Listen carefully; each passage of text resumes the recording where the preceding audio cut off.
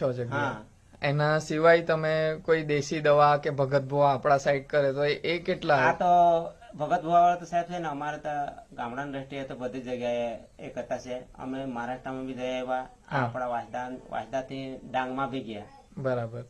તો આજે દવાખાનાની વાત કરીએ તો દવાખાનામાં કે ભગત ભુવામાં તમારા કેવા અનુભવ રહ્યા?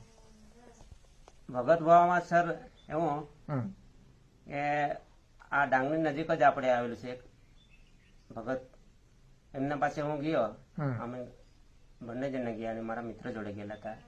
તે ભગત દાદા એમ કહી દેતો હતો, તો એને કીધું કે તમારામાં દોષ છે એમ, એટલે તમને સંતાન પ્રાપ્તિ એટલે બેન માટે નથી એમ, બેનને વાંધો નહીં, પણ તમારામાં આ દોષ છે, સંતાન પ્રાપ્તિ તારામાં તારાથી નથી થવાની એમ.